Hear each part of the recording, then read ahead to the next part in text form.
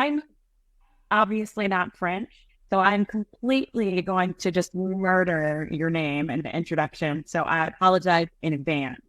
Because I'm just terrible with anything that's not an American accent. So just cringe outwardly and inwardly if you'd like. I'm excited, Scott. We have one of the three nominees for the James Beard Award this year with us today from 2941, Bertrand Chemel. How'd I do? You did well. You did well. What's the actual pronunciation, sir? Bertrand Chemel. He says it much better than you do, Roby. It was close. I didn't even do close to well. I did terrible. But... Très bien, très bien. Merci. Well, Austin, welcome. Welcome to Edith, Virginia. I actually want to learn all about you. I know a little bit about your cuisine. I know a little bit about the restaurant 2941 in Falls Church, but I don't know anything about how did you get to Virginia? So, well, it started when I was actually 14.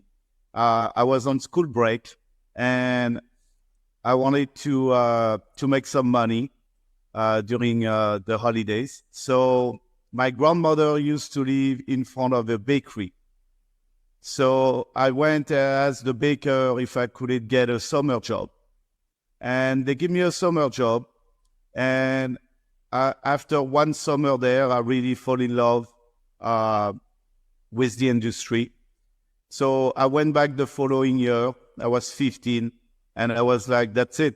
So I told my parents, I'm dropping out of school, and I want to be a baker.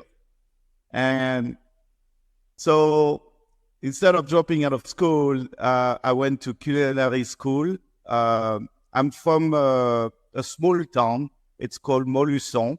It's very close to Vichy, the cosmetic and the water thermal. It's part of the region of Auvergne, so really central France. I'm 4 hours from Paris. I'm 3 hours from Lyon, so literally central. And I did my externship. So now, back in the day, working in doing internship was 3 weeks in a restaurant and 1 week at school. So I did this to get my culinary degree, and then went for the master or the college degree for 2 more years after that.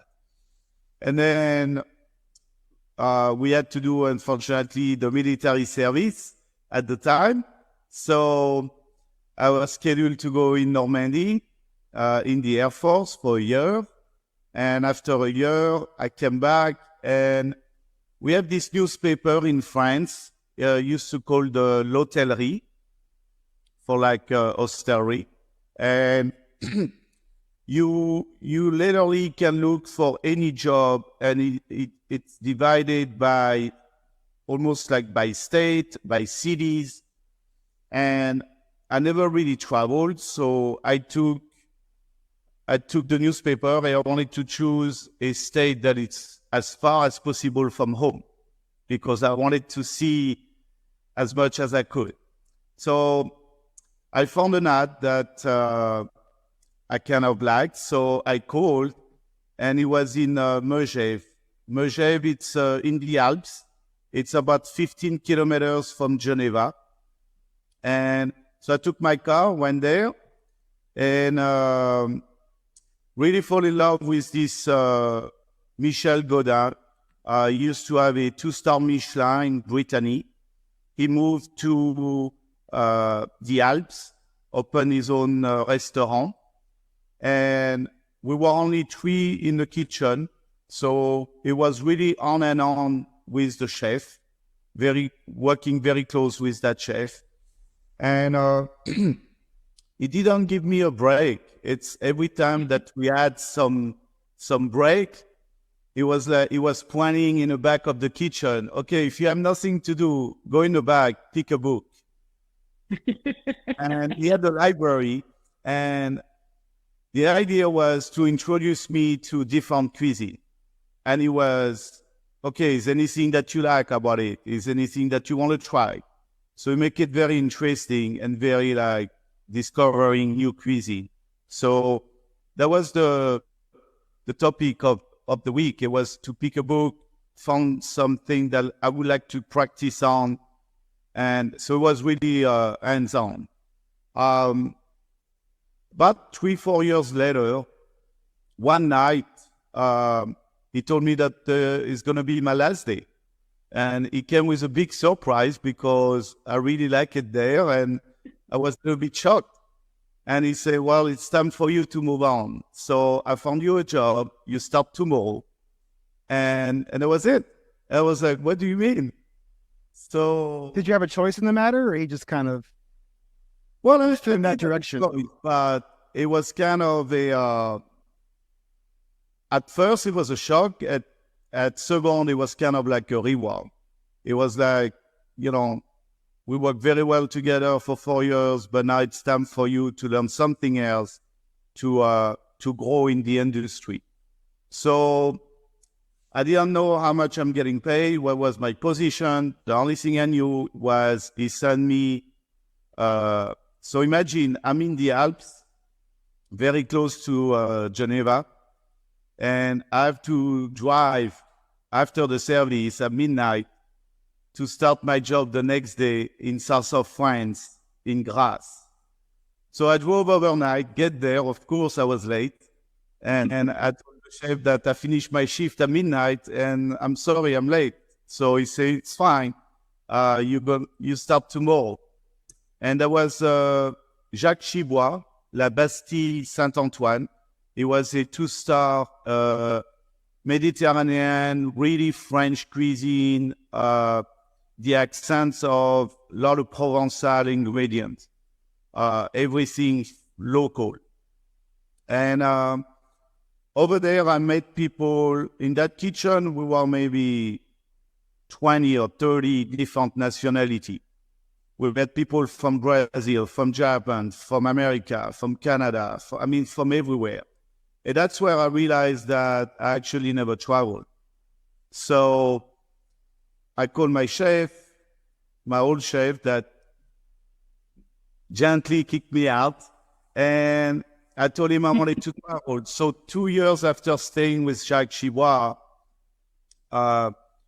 he said, okay, where do you want to go? And he kind of gave me like multiple destinations. My choice was Joël Robuchon in Tokyo, stay in a 2 or 3-star Michelin in France, going to New York City for Daniel Boulud. And of course, I chose Daniel Boulud in New York City. I wanted to really experience a big city. So I came in 1999 at Daniel. And how many years have you been in the business at this point? 1999. You've been in the business for 6 years, 7 years? So I started school in 91. Okay. So it's about almost 10 years. Yeah. And so I started. Opened in 1993. So you got there 6 years after it had opened, right? Correct. Yeah. Okay. And Daniel at that point used to be where Café Boulud was. And then he moved, I think, in 99 or 98 to 65th Street. So when I came to the new place. Okay. And then for me, it was a culture shock because we came here, didn't speak English. So we had to learn English on the spot. You're doing much better with English than Ruby is with French, by the way. Or even with my English. He's doing better with English than I do with English. Man. Well, let's keep me 20 years and still have my strong French accent. I love it. I love it. Before we go any further in New York, I want to kind of like separate this with the Europe and the America. So, Roby, do you have any questions about the experience he had in Europe? I think, I mean, what I really want to talk about is you really touched on how most French cuisine, or at least from what I know, obviously I'm not French, is really based on the land, right? Like it's from where you are from. that is pervasive all through France, right? Even central France, where you're originally from, all the way to where you went in southern France. Yep. Correct? I know you want to stay in France, Scott, but when you got to Danielle, did you see any shift there, or did they stay pretty similar to that mindset in New York City? No, it was a big shift, because when you come to New York City, it's not necessarily, you don't have necessarily the terroir. You don't have the local farmer coming to you, but you have product from Hawaii, you have product from all over the place. And suddenly you start seeing things that you never saw. So it was amazing. It was a culture, excitement to discover this. Did you find you were missing something though? Like, did you get there and after a couple of years, you were like, oh, I wish we had this particular apple for like a tarte tatin or like something similar? It's couple ingredients that you're never going to be able to find here. You need to adapt yourself here with what you have here. When people travel to Italy and they talk about the mozzarella and the tomato, you can compare, even if you can compare that the mozzarella that has been made this morning and served to you for lunch, it's going to taste the same that the one that has been shipped and traveled 3-5 days. So the ingredients, of course, you get attached with the quality of the strawberries, the tomatoes. It's couple ingredients that you're never going to find here. I want to click back to the first day in the bakery when you were 14. What was it about that experience? What was the moment that you said, "This is what my life is going to be"? I'm not really sure. It's I think was also like, I had two grandmother. One was they both love cooking. One was more the bakery, doing cakes. The other one was all the savory and doing all the feast for the holidays. So as a very young age, we were always in the kitchen cooking with the grandma. And I think that's where I start to really love food. I'd never really had a click until I went to this bakery.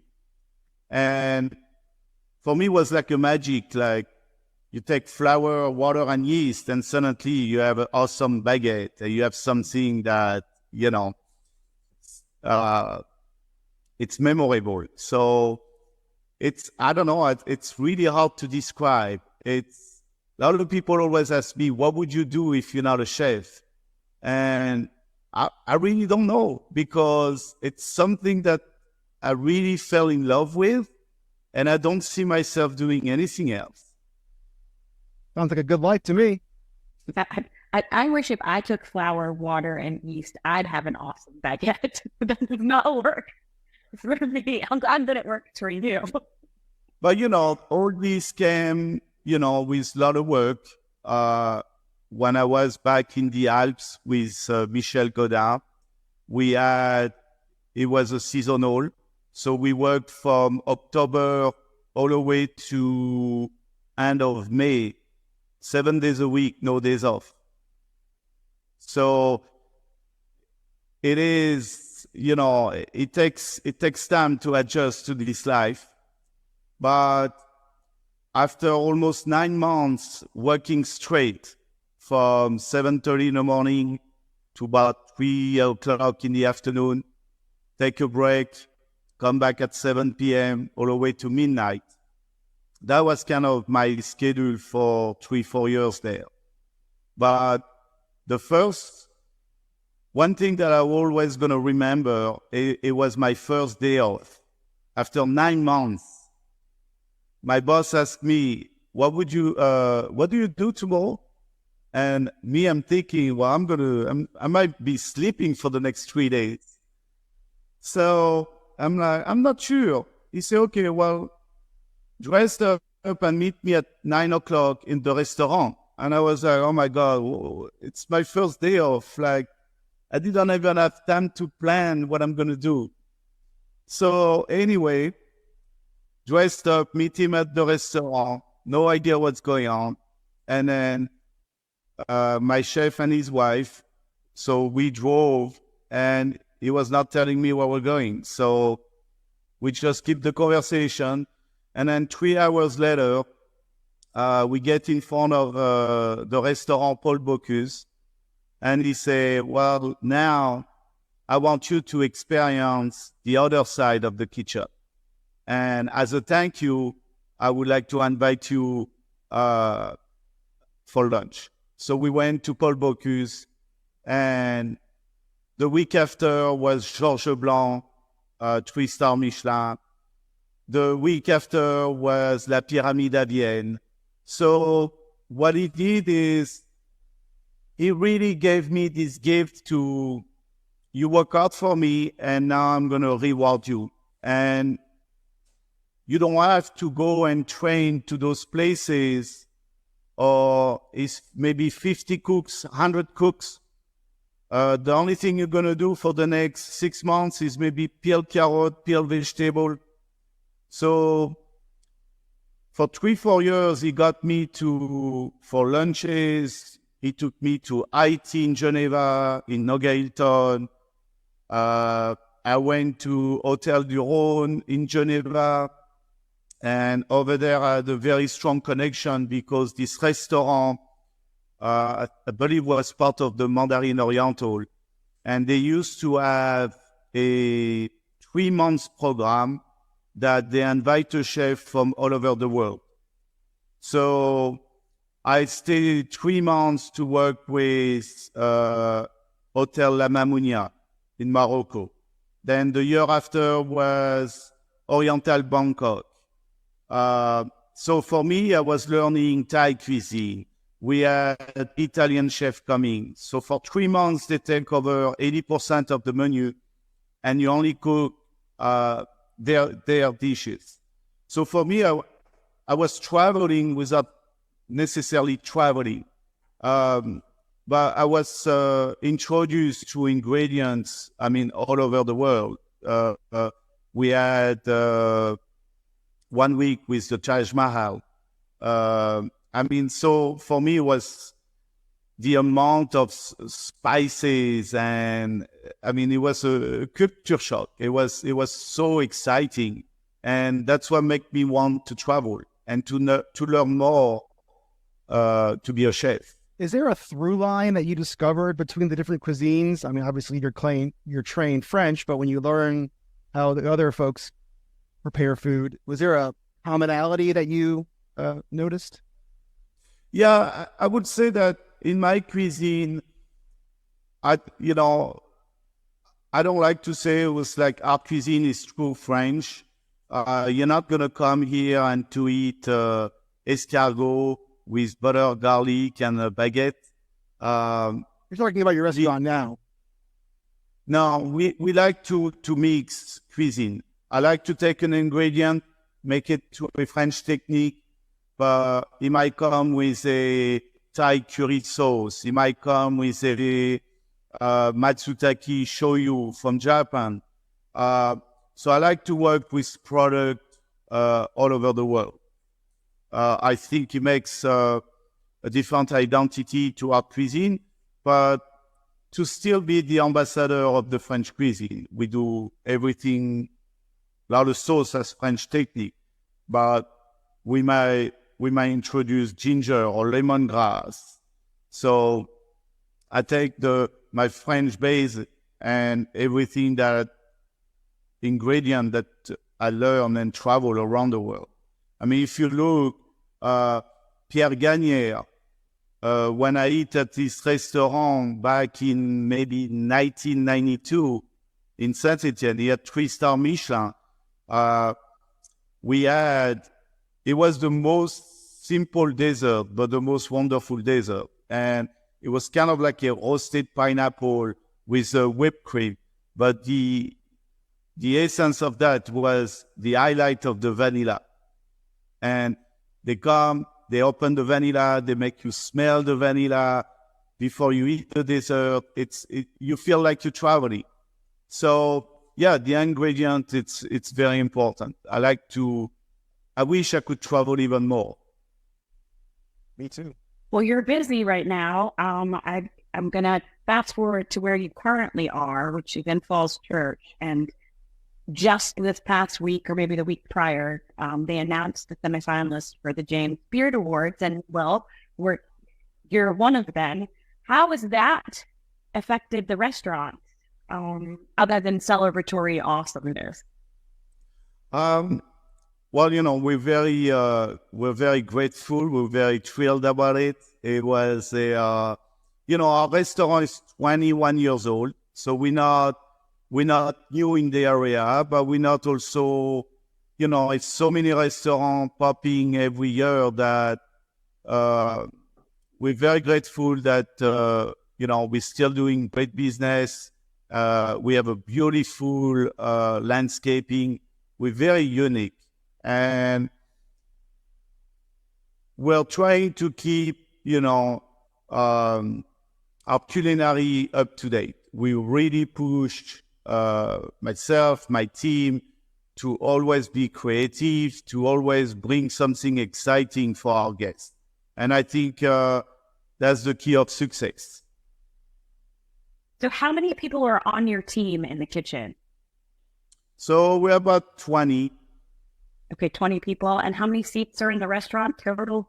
So we have about 130 seats in the restaurant, and I have a banquet team. We have 3 banquet rooms. One is about 80, 90. One is about 50. One about 20. Wow, that's incredible. That's incredible. And to produce cuisine that's garnering some accolades from James Beard with that amount is really impressive. Speaking of ingredients, in Virginia, we're way different than France. Is there something you found after being here a while that you just love? Because I'm a native Virginian, and I obviously want to give all of our bounties all the accolades I can. Well, one that I cannot wait, it's always the spring ramps. We have something that is different in France, and you don't get that same like garlicky and like oniony flavor from the ramps. So from Virginia, the ramps, I worked a lot in the past with farmers, our local beef. I do a lot of local cheeses, not necessarily Virginia, but Maryland. I go to the farmers market. Most of our vegetable from spring to summer, we use Medina Farm, and we go to the one in McLean every week, and then the one in Springfield. So twice a week from spring to late summer. So yeah, I'm not necessarily say always like I'm local, just Virginia. We have mushroom pickers in Oregon that I've been working with them for 16 years. So anytime that is get the first matsutake mushroom or the first morels, yesterday we were chatting about when we're going to get the first morels. Oregon is very unpredictable because of their mountains. Sometimes they can be, here it could be spring, but over there they still have 2 feet of snow. So they're also at the border of California. So sometimes they get damaged with all those wildfires. So the season of mushroom can be, one year is good, one year is bad. I understand how you keep things fresh season to season, but year to year, doing this for as long as you have, how do you keep your kitchen innovative and new for people that visit you multiple times? So we change our tasting menu every month.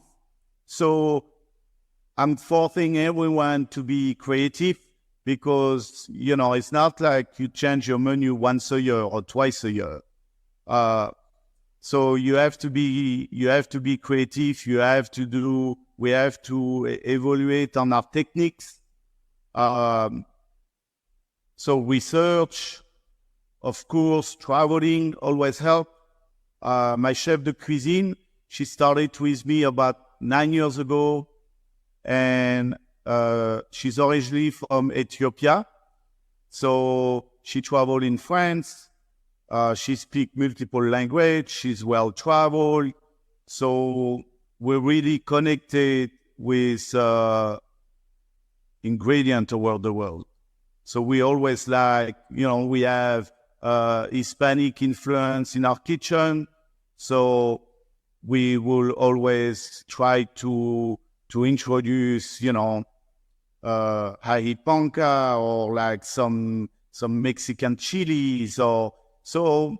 Every time somebody do like a family meal and be like, oh, what is this? What is this flavor? Oh, I like this chili, or I like this. So ideas come from that. It's, I'm going to take that chili. I really like it. Let me try to introduce to a ceviche or to something else. I like the idea of having kind of a mishmash in the kitchen, so you can say, oh, I grew up with this flavor. Perhaps maybe it's not something that you've ever experienced in your own home. If you're eating by yourself in your own house, what are you cooking for yourself? Like, what is your go-to meal? It's usually my wife cooking at home. Oh, no. Take a break. No, but we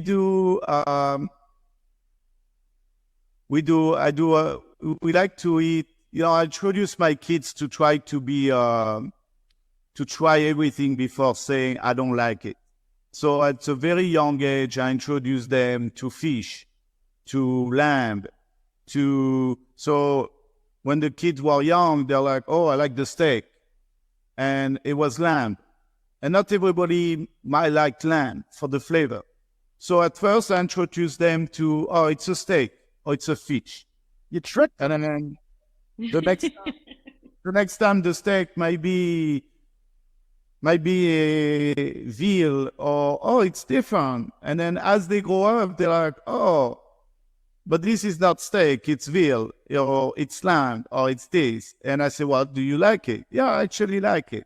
So you help them to develop their palate before they can be, oh, actually, I don't like spinach. Well, when I was a kid, I did not like spinach. I used to hate spinach until I realized that my mom used to cook spinach from a can. When I came to a 2-star Michelin restaurant and you have these fresh spinach leaves and it's very quickly sauteed in olive oil and you taste it and you're like, wow, that's so delicious and tender. And it doesn't have like this dark, brown, black color and taste so different. So I teach them to discover more food. And our babysitter used to be Hispanic, so they eat a lot of Hispanic food. We live very close to a H Mart, so they love Korean food. So I like to introduce them to everything. So, Roby, the secret to get your kids to eat their vegetables is to take them to a 2-star Michelin restaurant. I'm in.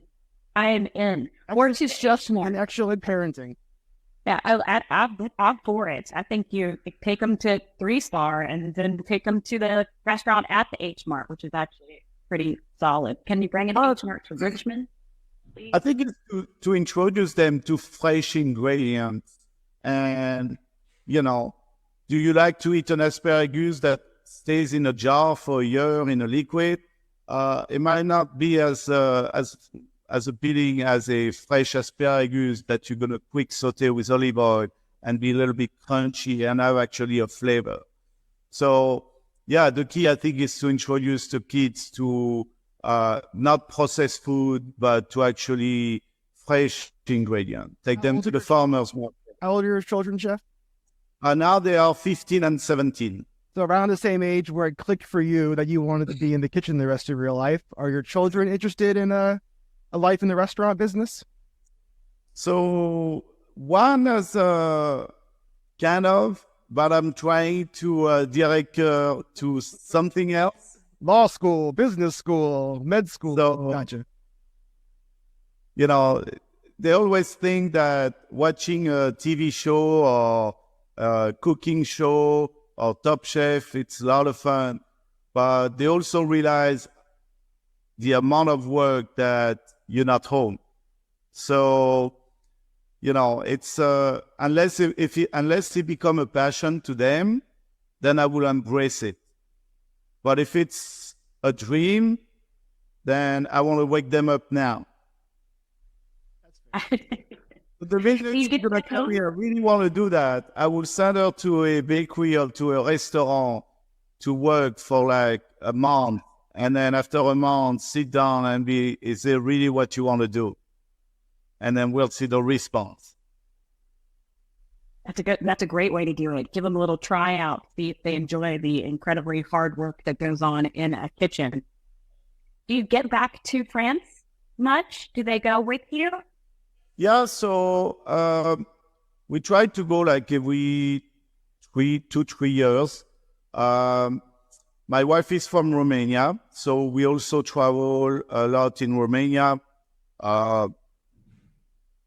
We went to Greece last year. We're actually going to Corsica in April. I've been nominated Maître Cuisinier de France. So the ceremony it's in Corsica this year. So me and a chef David Desailly from Washington D.C. are going to Corsica this spring. So it's pretty exciting. That is really exciting. What, like, you go and the award ceremony happens in Corsica? Is that how it works? Or you would won the award and they're celebrating? So we won the award and we're going there to, it's kind of like the ceremony. It's where you're getting the awards and be recognized by your French peers that you're a French cuisine ambassador, kind of.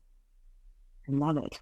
We don't have a lot of French chefs here in Richmond where Scott and I are located. So I like the idea of someone being an ambassador near enough that I can come and eat your food. So yeah, yeah, that's why the James Beer came along with this award. It's been a pretty amazing first 2024 first quarter, that's for sure. It's a beautiful thing. I have a question about your leadership style in the kitchen. Have you sent anybody on their way unexpectedly after a few years, as what happened to you when you were a younger chef? Yeah, so that's something that I really appreciate from my mentor, and it was to be able to stage somewhere else. So I did send cooks to Daniel after they worked for me for 2-3 years, and I sent them to Daniel. Now after they stay 3-4 years at Daniel, they're finding their own ways. So for me, it's rewarding. I like to the people who are interested to travel, to give them that opportunity that I will always open door for them. Maybe now people realize, but that's the way I grew up, that I found a chef that was really hard. He was expecting a lot, but he was giving a lot. And I learned a lot from that. And I learned manners, respect. I learned how to grow in my industry. And I always cheers that. So anyone who wants to come to me and say, oh, I saw your resume and you traveled a lot. And for me, it's simple. Stay with me 2-3 years. I also want to make sure that if I'm sending you to Daniel Boulou in New York or somewhere else, I want to make sure that you qualify and you have the right mentality, you have the right respect of the job, and the door will open. I'm sold. I want to be with you for 2 or 3 years. Yeah, so I'm going to work in his kitchen. Yeah. No, and we work a lot. You 12 hours or more in the kitchen. And for me, it's always like this. It's you part of the team or you out, because we work a lot, and it has to be, we're all close to each other. We all feel the pain when somebody's sick. We all help each other. During COVID, I helped my cooks. We did a charity event, and the reward was everybody leave home with 1 week worth of food to feed their family. So for me, it's my family. We fight 6 days together, 12 hours a day. I mean, I know them as much and as I know my wife and kids. So we grow up as a big family. Well, 20 years in business or 21 years in business showed that you really do have a good family mentality going on at 21. Thank you for spending some time with us today and talking about your trajectory from Central France to Virginia. I'm excited for you guys. I watch the James Beard pretty avidly, so I'm hoping that you continue down the path. Maybe we'll be talking to you again as a full James Beard. That would be an honor to be in Chicago, that's for sure. We're going to keep doing what we're doing. I always say our goal is to please the guests, and that's what makes them return. And that's why we've been successful for 20 years. And we're never going to stop. We always have to reinvent ourselves. We always have to try to progress. And I think that's the key of success. And, it's a palette of awesome restaurants, awesome chefs. I think everybody deserves the reward. So, I'm grateful that we were nominated. Awesome. You're listening to Eat It Virginia with Roby, Scott, and Bertrand of 2941 in West Church, Virginia.